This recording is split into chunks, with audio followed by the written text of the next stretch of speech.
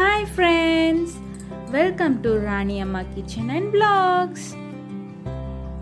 இன்றைக்கி நம்ம என்ன டிஷ் பார்க்க போகிறோன்னா உருளைக்கிழங்கு குருமா. அதுக்கு நான் ஃபர்ஸ்ட்டு உருளைக்கிழங்கு ஹாஃபாக கட் பண்ணி தண்ணியில் போட்டு பாயில் பண்ணி எடுத்துக்க போகிறேன், வேக வச்சு எடுத்துக்க போகிறேன். ஒரு 2 விசில் விட்டுக்கோங்க போதும். நான் வெங்காயத்தை கட் பண்ணி வச்சுருக்கேன், நீட்டாக கட் பண்ணிக்கோங்க. அண்ட் 3 பச்சை மிளகாய் கட் பண்ணி எடுத்துக்கோங்க.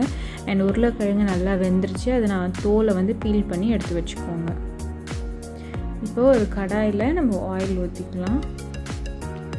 அந்த ஆயில் நல்லா ஹீட் ஆனதுமே நம்ம தாளிக்க தேவையான எல்லாத்தையும் ஆட் பண்ணிக்கலாம். நான் கொஞ்சமாக கல்பாசி, பட்டை, அப்புறம் லவங்கம் 2, கொஞ்சமாக கடலைப்பருப்பு, கொஞ்சமாக உளுத்தம்பருப்பு அண்ட் 1/2 ஸ்பூன் கடுகு எடுத்திருக்கேன். அதை நம்ம எண்ணெய் காஞ்சதுமே ஆட் பண்ணிக்கலாம்.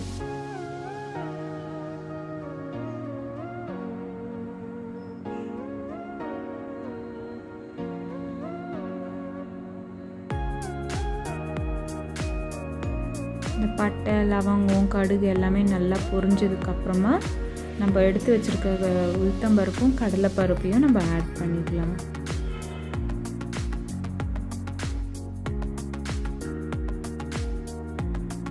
இந்த உளுத்தம்பருப்பும் கடலைப்பருப்பும் லைட்டாக கலர் சேஞ்ச் ஆகிற வரைக்கும் வதக்கிட்டு கலர் சேஞ்ச் ஆனதுமே நம்ம வெங்காயத்தையும் ஆட் பண்ணிக்கலாம். பச்சை மிளகாவையும் ஆட் பண்ணிக்கோங்க. அந்த வெங்காயம் கொஞ்சம் நல்லா கலர் சேஞ்ச் ஆகட்டும். கொஞ்சம் லைட் ப்ரௌன் கலர் வர வரைக்கும் அதை வதக்கிக்கோங்க. அதுக்குள்ளே நம்ம ஒரு சைடில் பூரிக்கு ரெடி பண்ணிடலாம். ஏன்னா உருளைக்கிழங்கு குருமானா பூரிக்கு சூப்பராக இருக்கும். ஸோ இன்றைக்கி நம்ம பூரி தான் செய்ய போகிறது. ஸோ பூரிக்கு கோதுமை மாவு எடுத்திருக்கேன். அதில் கொஞ்சமாக உப்பு போட்டு கொஞ்சமாக தண்ணி ஊற்றி நல்லா மிக்ஸ் பண்ணி எடுத்துக்கோங்க. இந்த மாவை நல்லா நீட் பண்ணுங்கள் கொஞ்ச நேரம்.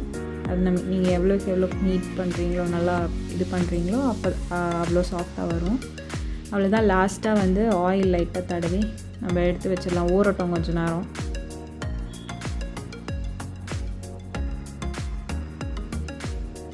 நல்லா லைட் ப்ரௌன் கலரில் வந்துடுச்சு. இந்த ஸ்டேஜில் நம்ம உருளைக்கிழங்கு லைட்டாக ஸ்மாஷ் பண்ணி ஆட் பண்ணிக்கலாம். நீங்கள் கட் பண்ணி கூட பீசஸாக ஒரு 4 பீஸஸாக கட் பண்ணி கூட ஆட் பண்ணிக்கலாம்.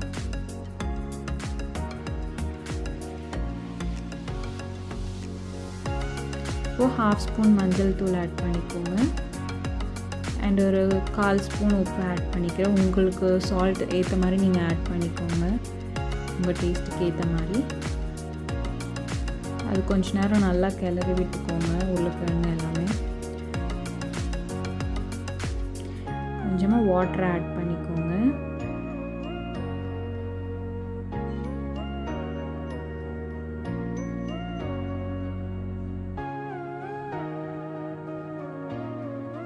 கொஞ்சமாக கருவேப்பிலை பொடி ஆட் பண்ணுறேன், ஒரு 1/2 ஸ்பூன் ஆட் பண்ணுறேன்.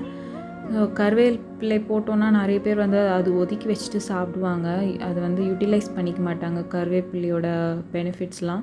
ஸோ அதனால் நாங்கள் கருவேப்பிலை காய வச்சு நல்லா பொடி பண்ணி எடுத்து வச்சுருந்தோம். அதுதான் நாங்கள் எப்போயுமே யூஸ் பண்ணுவோம். நல்லா கொதி வந்தோடனே, திக்னஸ் வந்தோடனே நம்ம இறக்கிடலாம். ஒரு சைடில் ஆயில் ஹீட் பண்ணிக்கோங்க பூரிக்கு. நான் எல்லாமே உருண்டை பிடிச்சி வச்சுட்டேன். அதையும் நம்ம ரோல் பண்ணி எடுத்துக்கலாம். பூரிக்கு அழகாக ரவுண்டாக பண்ணி எடுத்துக்கோங்க.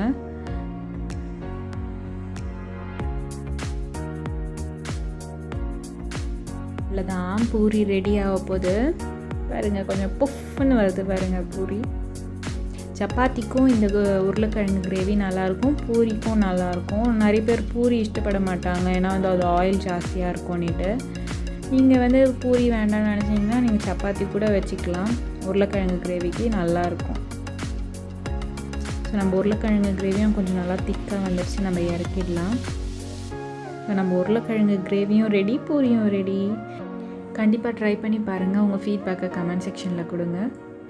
உங்களுக்கு இந்த டிஷ் பிடிச்சிருந்துச்சுன்னா கண்டிப்பாக லைக் பண்ணிவிடுங்க, சப்ஸ்கிரைப் பண்ணிவிடுங்க, பக்கத்தில் இருக்க பெல் பட்டனையும் ப்ரெஸ் பண்ணிவிடுங்க.